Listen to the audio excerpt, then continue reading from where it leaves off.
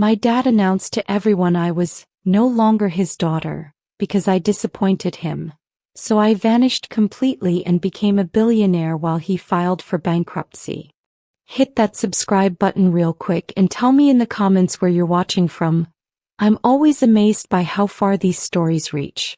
The crystal chandelier above my head sparkled like broken promises as my father's voice cut through my 23rd birthday celebration.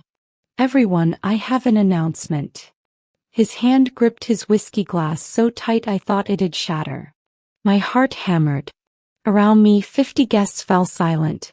Cousins, aunts, business partners, people I'd known my whole life. Shanice is no longer my daughter. The words hung there poisonous. My mother's gasp. My younger brother Marcus went pale. I stood frozen in my champagne-colored dress, the one I'd spent 3 paychecks on because Dad always said, "Dress like you're already successful, baby girl." That baby girl was dead now. She disappointed me. His eyes, cold as January in Detroit, swept past me like I was furniture.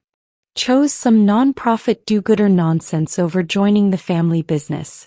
After everything I built, everything I sacrificed. My mouth went dry. 3 days ago, I'd told him I accepted a position at Hope Builders, a community development organization, instead of his commercial real estate empire. The pay was $38,000 yearly. His starting offer had been $120,000. But Hope Builders was saving neighborhoods. Dad's company was displacing families. "You're selfish," he continued, addressing the crowd like I wasn't even there. "Ungrateful.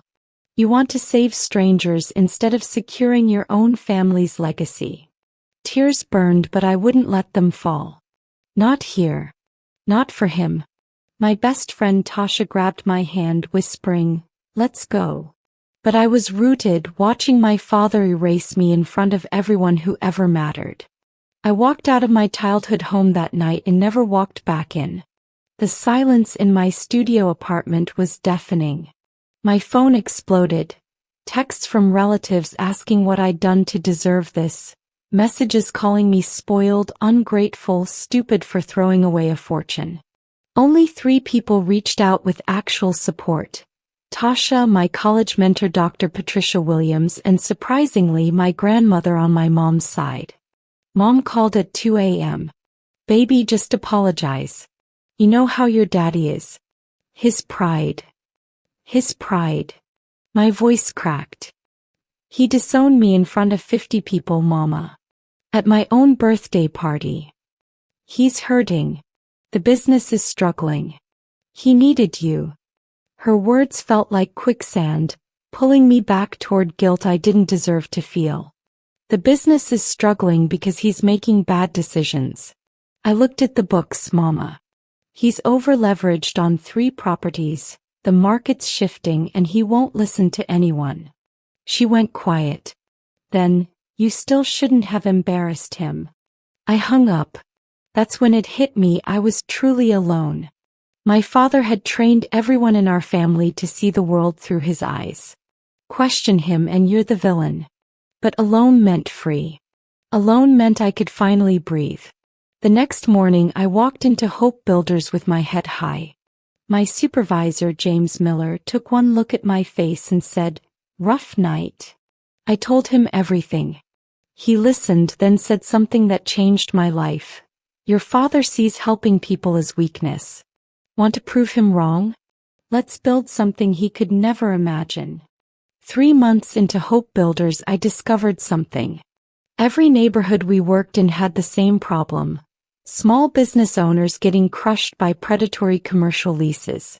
Landlords would jack up rent 200 to 300% after initial terms, forcing closures. These weren't just businesses. They were legacy barbershops, family restaurants, community anchors. I saw Mr. Johnson, who'd run Johnson's Soul Food for 30 years, weeping because his rent jumped from $2,000 to $6,500 monthly. "It's your daddy's company doing this," Mr. Johnson told me, voice shaking. "Thompson Commercial Real Estate. My stomach dropped. I went home and spent 3 sleepless nights researching. Dad's company had pivoted to aggressive lease strategies, targeting Black and Latino neighborhoods for revitalization, code for displacement. The profit margins were obscene. The human cost was devastating. I called an emergency meeting with James. What if we created a different model? Community-owned commercial real estate. A co-op structure where business owners collectively own their buildings. James leaned back. That's ambitious. We're talking millions in capital. Then we raise millions. My hands were shaking but my voice was steady. I've been thinking about this wrong. Nonprofits are noble but they're limited. We need a hybrid. A for-profit company with a social mission. We can attract impact investors, prove the model works, scale it. You're talking about starting a company. I'm talking about starting a revolution. That weekend I drafted a 50-page business plan. Dr. Williams connected me with 3 impact investors from her network. My pitch was simple. Ethical real estate isn't just moral. It's profitable long-term. Getting investors to take a 23-year-old seriously was brutal. My first 10 pitches got rejected. Too young. Too idealistic. Not enough experience. One investor literally laughed at me. Honey, you're describing charity, not business. But I kept refining. I built financial models showing how stable long-term leases with built-in community ownership created reliable returns without the volatility of speculation. I documented case studies from worker co-ops worldwide. I projected conservative growth over 15 years. Pitch number 17. I walked into Blackstone Impact Ventures, a firm specializing in social enterprise. The partner, Angela Wright, was a Black woman who'd built her own fortune from nothing. She listened to my entire presentation without interrupting. Your father is Marcus Thompson, right? Thompson Commercial. My chest tightened. Yes. I know him. He's ruthless. She paused. I like that you're not. She invested $500,000 for 15% equity. 2 other firms followed. Another $700,000. Combined with a $200,000 SBA loan and my own $15,000 in savings, I had $1.415 million. Not enough, but enough to start. I named the company Equity Homes, because everyone deserved equity, both financial and social. My father heard through the grapevine. He called for the first time in 4 months. You're making a mistake. You'll fail, embarrass yourself, and come crawling back. I won't fail. You don't know the first thing about real business. I learned from watching you. I'm just doing the opposite. I hung up before he could respond. The first year was hell. Beautiful, exhausting hell. I hired a team of 4. All people like me, hungry and underestimated. Deshawn, a financial analyst who'd been overlooked for promotions at every major firm. Keisha, a lawyer who specialized in community development. Raphael, a marketing genius who believed in people over profit. And Tasha quit her corporate job to join as CEO because, as she said, I've been watching you become who you're supposed to be. We bought our first building, a struggling commercial strip in South Detroit with 6 vacant units. Purchase price, $380,000. We converted it to a co-op structure, found 6 Black-owned businesses to move in, structured leases at affordable rates with equity building clauses. Each business owner paid market rate rent, but 30% went into an equity fund they'd eventually own. The businesses thrived. The model worked. Local news covered us. New approach to commercial real estate puts community first. My father saw the article. He called it poverty pimping with extra steps. But applications poured in. Within 6 months, we had a waiting list of 50 businesses wanting our model. We raised another $3 million from impact investors. Bought 3 more properties. The businesses succeeded because we succeeded together. When they grew, we grew. Year 2 we expanded to Chicago. Year 3 Atlanta. The key was proving that ethical business wasn't just sustainable. It was more profitable long-term than extraction. Our tenant retention was 97% versus the industry average of 62%. That stability attracted bigger investors. By year 4, Equity Homes managed 37 properties across 8 cities, valued at $47 million. We weren't just buying buildings, we were creating ecosystems. Each property had wraparound support, business coaching, access to capital, marketing assistance. Our success rate was staggering. 94% of our tenants were still operating after 5 years, compared to 50% nationally for small businesses. Forbes noticed. They ran a feature, How a 27-year-old is Revolutionizing Commercial Real Estate. The photo shoot felt surreal. Me in a black blazer standing in front of one of our Detroit properties, arms crossed, serious. The article mentioned my father. Shanice Thompson, daughter of controversial real estate mogul Marcus Thompson, has built a company that directly challenges her father's aggressive tactics. My phone exploded again. This time different. Investors wanting in. Entrepreneurs wanting to partner. Speaking invitations from Harvard Business School, Stanford, Wharton. And one text from Marcus. Saw your little magazine article. Cute. Not cute. Revolutionary. We just closed a $15 million Series B funding round. Goldman Sachs wanted in. So did Prudential. They saw what we were building. A scalable model that made money while making impact. But success brought new problems. Bigger investors wanted faster returns. They didn't understand why we couldn't just scale quickly by raising rents. You're leaving money on the table, one VC argued. We're building wealth that lasts, I countered. Your way extracts. Our way sustains.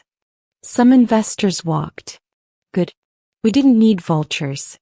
I started hearing rumors through industry contacts. Dad's company was in trouble. Serious trouble.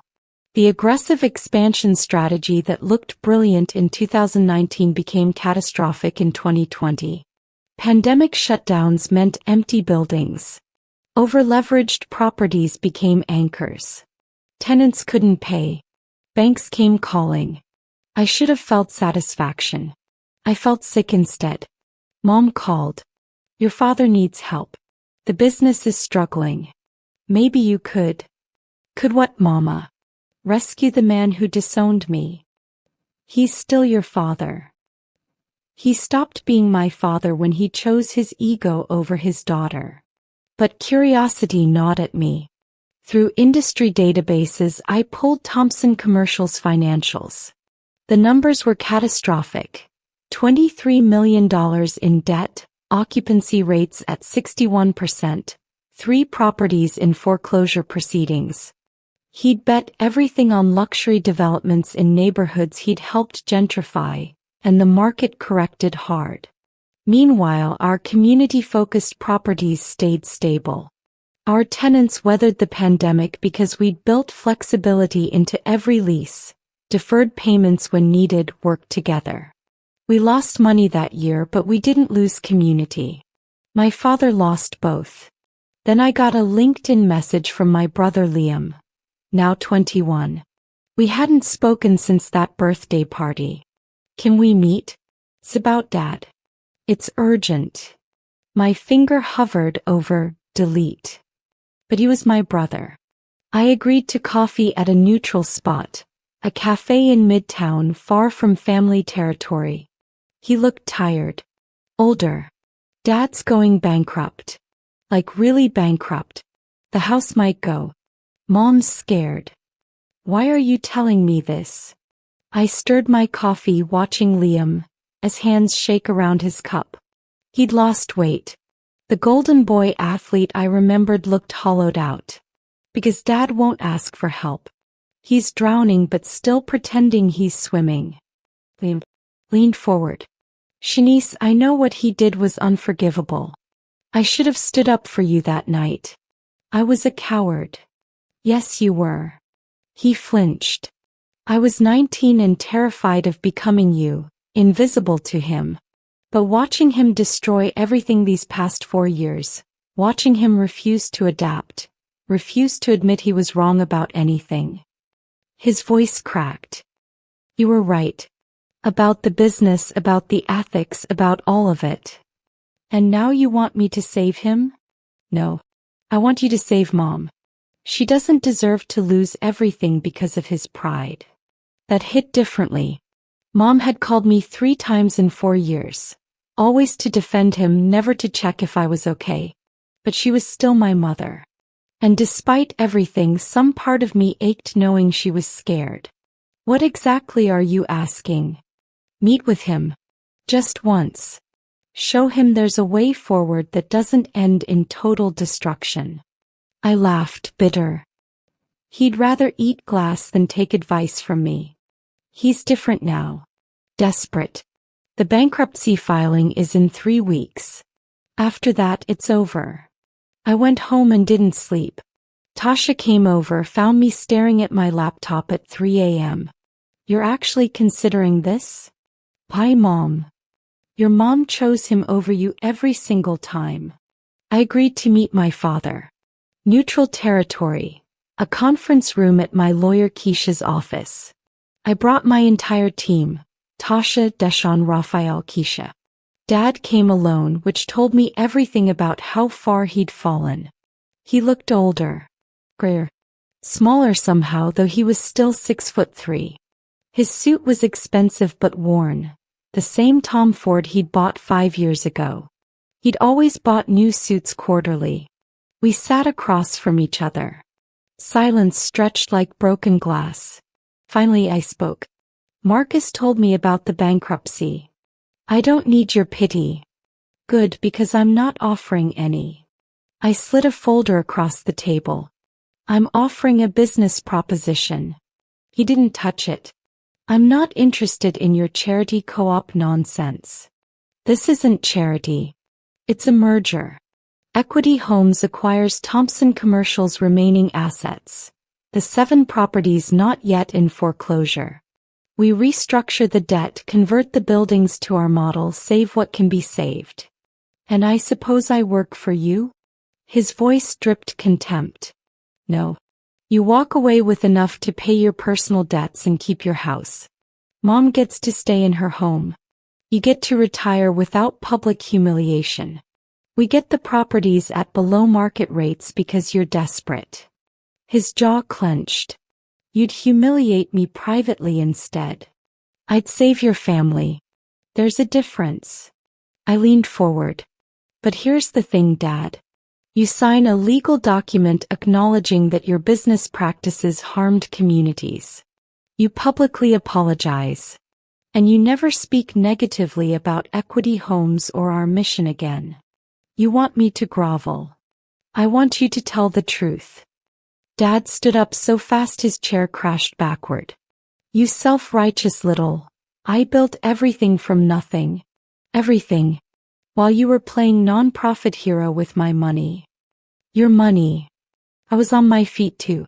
I haven't used a cent of your money since you disowned me. I built this company from $15,000 in savings and investors who believed in change. You built your empire on displacement and extraction. Those aren't the same thing. I provided for this family. Gave you everything. You gave me conditional love and impossible standards. You taught me that money mattered more than people, that success meant crushing others, that admitting you're wrong was weakness. My voice cracked. You disowned me for choosing humanity over profit.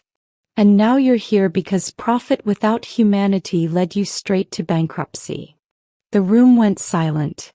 Even my team looked stunned. They'd never seen me lose control. Dad's face was red. You don't understand business. You never did. I understand it better than you. That's why I'm succeeding and you're failing. I grabbed the folder, walked around the table, and dropped it directly in front of him. This offer expires in 72 hours. After that, watch everything collapse and take Mom down with it. Because that's what men like you do. Destroy everything rather than admit they were wrong. I walked out, shaking so hard Tasha had to drive me home. That night, Dr. Williams called. I heard about the meeting. How are you? I don't know. I agree. Said.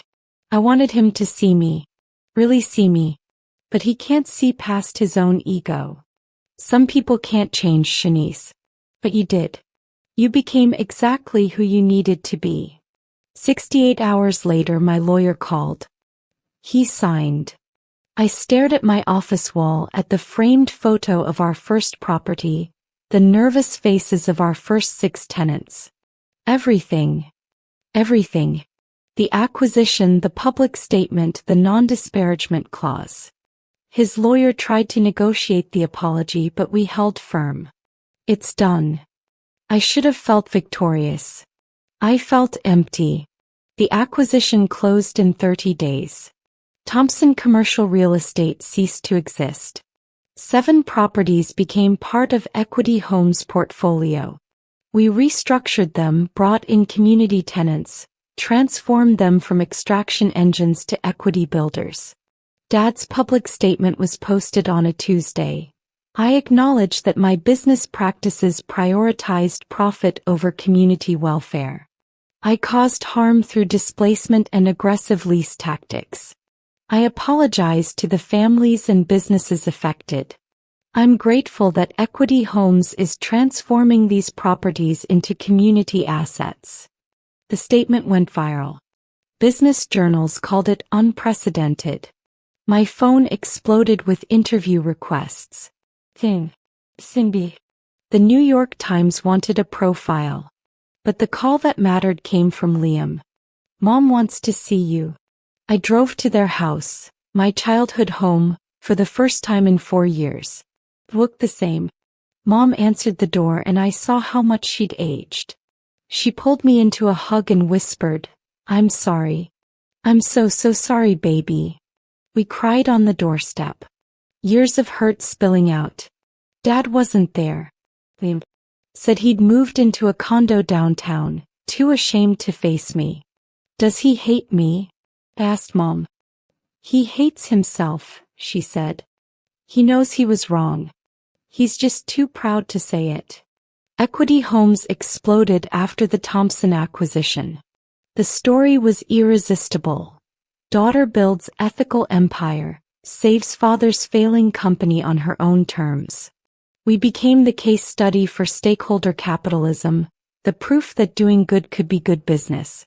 By year 6, we managed 127 properties in 15 cities, valued at $340 million. Our tenant businesses generated $890 million in annual revenue collectively. We'd created 3,400 jobs. Preserved 89 legacy businesses that would have closed otherwise. I was on the cover of Fortune, 30 Under 30, the new face of real estate. Then Time, how millennial entrepreneurs are redefining capitalism. Ted invited me to speak. My talk, Equity Over Extraction, got 11 million views. Investment banks started copying our model. Cities recruited us to redevelop struggling commercial districts. Harvard wrote a case study. I taught it myself as a guest lecturer, me who Dad said didn't understand business. The money followed impact. We raised a $200 million Series C. Our valuation hit $1.2 billion. I became a billionaire at 29. Not from exploitation but from proving everyone wrong about what business could be. Forbes called. How does it feel being a billionaire while your father filed bankruptcy? It feels like vindication. Not because I'm rich. Because I proved that ethics and profit aren't opposites. Because the people who said I was too idealistic were wrong. Because the father who said I'd fail was wrong. Have you spoken to him? No. But I hope he's watching. Because I knew he was. The whole world was watching. 2 years later, I was keynoting a real estate conference in Detroit. 5,000 people. Before I went on stage, security said someone was asking to see me. Says he's your father. My stomach dropped. Let him in. Dad walked into the green room and I barely recognized him. He'd aged another decade. But something in his eyes was different. Softer, maybe. Broken open. I saw your TED Talk, he said. No preamble. Watched it 17 times. I said nothing. You were right. About everything. The business, the ethics, the way I treated you. His voice cracked. I was so angry that you wouldn't follow my path that I couldn't see you were creating something better. Something I never could have built because I was too focused on winning to understand what winning actually meant. Why are you here? To say I'm proud of you. To say I'm sorry. To say that disowning you was the biggest mistake of my life.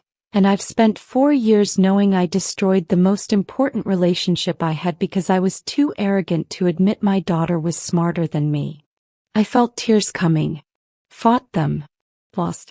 You can't just apologize and erase 4 years. I know.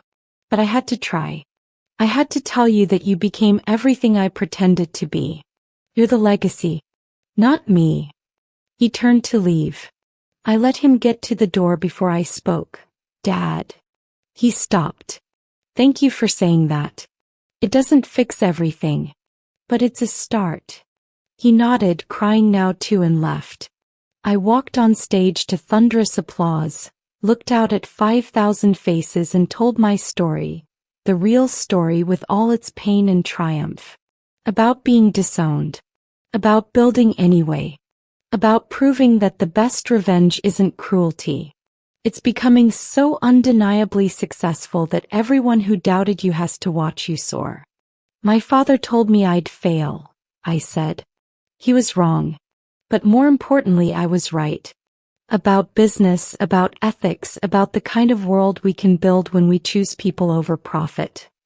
The standing ovation lasted 3 minutes. Later, Tasha found me backstage. You okay? I'm free, I said. Finally, completely free. Because I'd won. Not just money or fame or validation. I'd won myself back. The girl my father tried to erase had become a woman who changed the world. That's the truest victory of all.